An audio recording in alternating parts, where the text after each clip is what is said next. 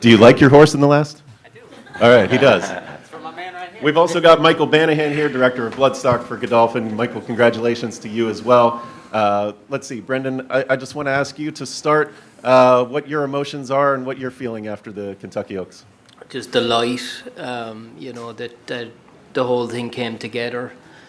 We've planned this for a very, very long time. We had a couple of bumps on the road, but nothing major, and she was able to, we were able to make a few adjustments, and, just thanks to everybody on the team, my team that worked for me, they did great work, tireless work, Michael and Dan and everybody in Godolphin who are just the greatest people to work for, everything is discussed and they're just a dream to work for, and Tyler, he did a super job, not just today, but he came in and he's worked his filly from the very get-go and came in and worked her 3 times before she ran today so that we would get it right, and it's just one of the few occasions where everything came together and it came right on the big day.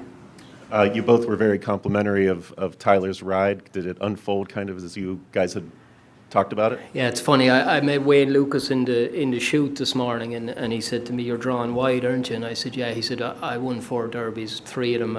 He said, "We're drawing 15 and up." He said, "Just let him break out there and get her feet under her and let her take him into the race." And Tyler pretty much told me that's what he was going to do before the race, so it was well rehearsed, but it was quite amusing when Wayne said that to me this morning.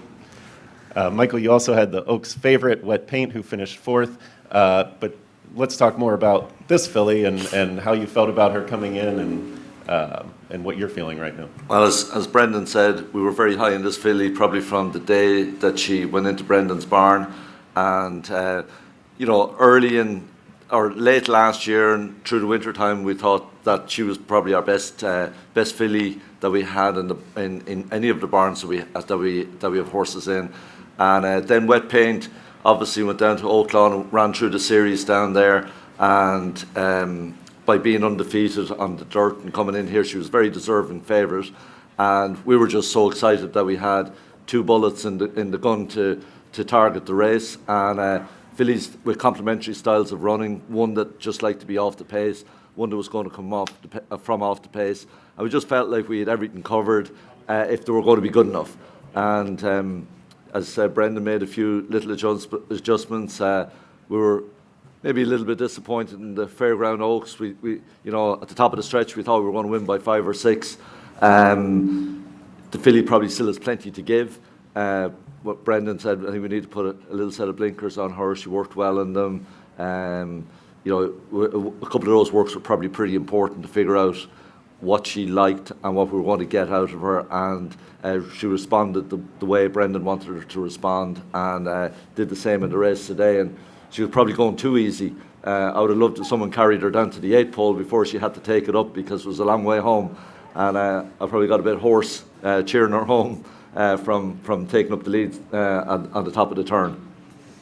Brendan, it's hard to make an equipment change before a race of this magnitude, but you did work her in the blinkers a few times. What did you see in the works that made you decide that this was something you needed to do? Well, I think we just wanted to get her to focus a little better, and it was more for the end of the race. We just felt the last day when she ran second at the fairground, she got there so easy at the head of the straight and looked like she could win by 3-4 lengths, and then I think if somebody had taken her further, the same as today, I think if somebody had taken her further today, it might have looked like it was as hard work as it looked like in the end. But she just has that high cruising speed, and it's like it just comes so easy to her.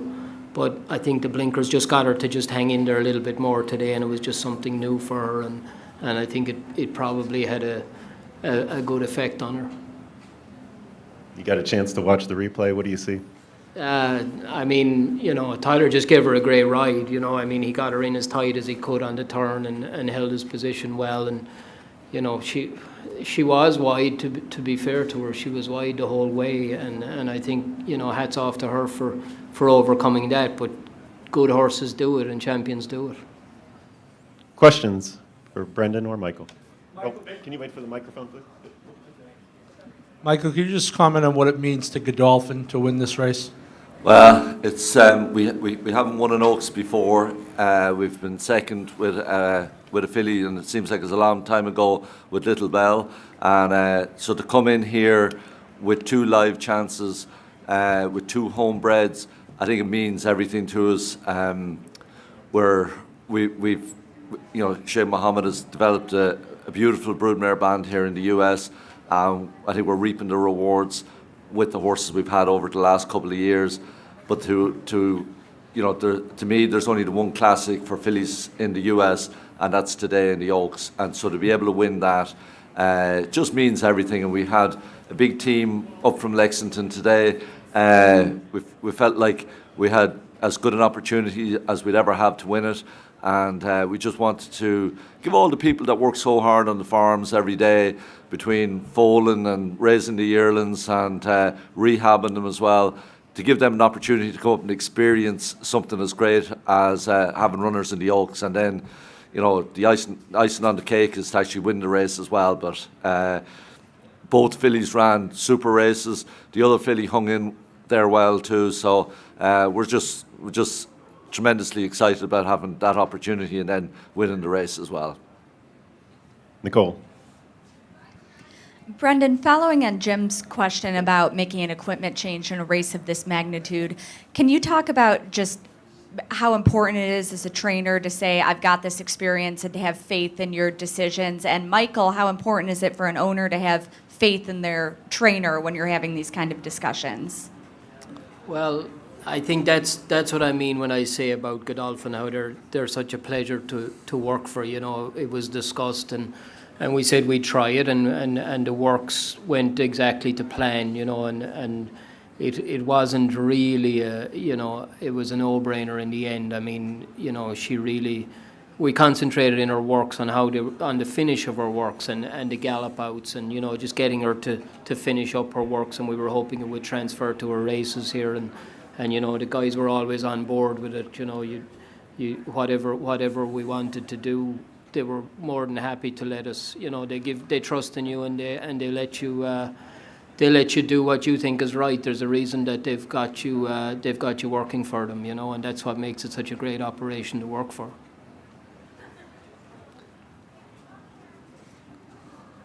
Right. Kind of following up on that, Brendan, I mean, what does it mean to you that Godolphin has trusted you as a trainer? I mean, just one of the greatest operations in the world.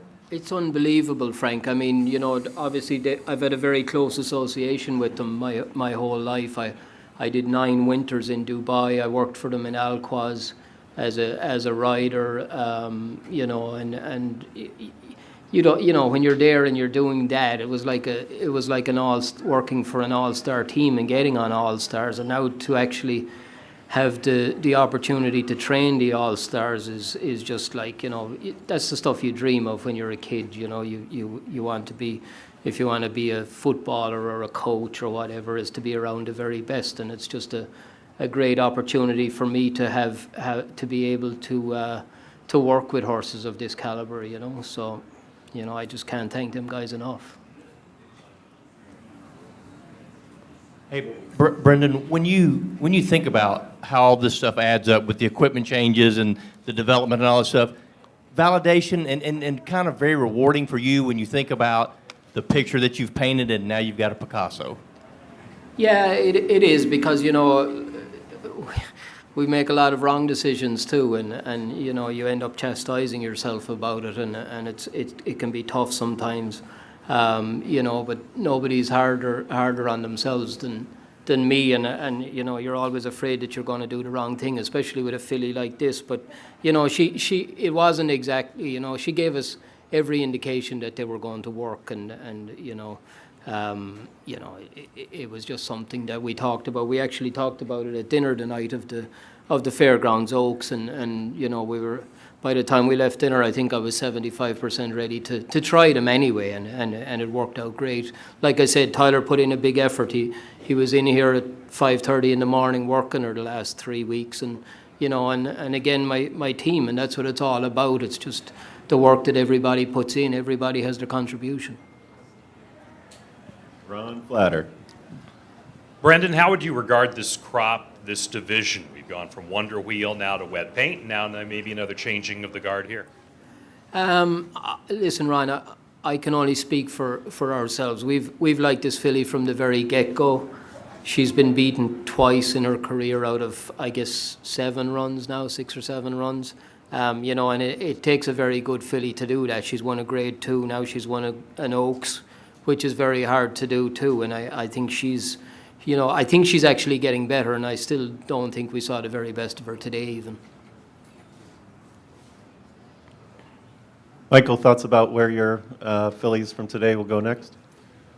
Look, I think the goal was to cut for the Oaks. So obviously we'll probably look, see how to come out of the race, and then we'll look at the programme. It's fairly well set up through the year. Probably look at some of those high-end races up in New York in the summertime, and maybe California in the fall. And both fillies, I think, will improve again for what they've done even today. And I think we've 2 of the best 3-year-old fillies in the country, and we were always a little bit, maybe pretty mischievous, didn't always get the respect we thought she deserved, and so it was fantastic for her to come out here today and put in a big performance and show everyone that she is of that quality. And she's run well at Churchill Downs every time she's run. She got beaten in the Goldenrod last year. Probably was a great learning experience for her last year. She was drawn 1 and she was on the inside and didn't break that well, and Tyler had to hustle her out a little bit, and she got a bit keen on him. But I think that was probably maybe one of the best learning experiences that she got, because after that she's done everything that Brendan has asked her to do in every race, and the last day we felt at the top of the stretch we had the race won, and she was just going to stride away from it. It didn't quite work out. I think different circumstances, I think we would have seen a different result that day. So I feel she's probably as good a 3-year-old filly in the country.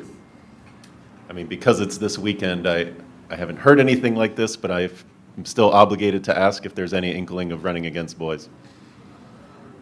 I don't think there's any great need to run against boys with the great programme that we have for the 3-year-old fillies anyway.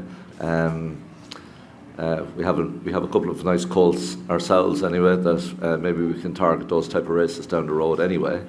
So I think we'll be keeping to our filly division, and I think I'd rather win some more of these races than getting beaten by a colt. Yes, sir. How rewarding is it to win the Kentucky Oaks with a trainer like Brendan, who's been with Godolphin for so long, a lot of different roles, and now you see him rise up to where you're winning a Kentucky Oaks together? It's very special, and with all our trainers, all do a great job, and I think this is very deserving for Brendan and his team. They put in a lot of long hours, they work very hard, and we had a nice colt a few years ago that we thought would be a Derby horse. Ended up having a few hurdles down the road, didn't quite make the Derby, and so hopefully winning the Oaks here today makes up for Maxfield not getting his chance in the Derby. And so it's, as I said, we're very excited to give Brendan and his team an opportunity to train these horses as well, but equally they do an absolutely first-class job with them as well, as we've seen with Santon last year and the Turf Classic, Maxfield previously, and Pretty Mischievous now, and to name just a few of the top ones. And we're very grateful for all that Brendan does for us. Yes, sir. Brendan, out of all the greatest accomplishments you've had in your life, where does this fall in that category? Is it number 1? Probably right now it is.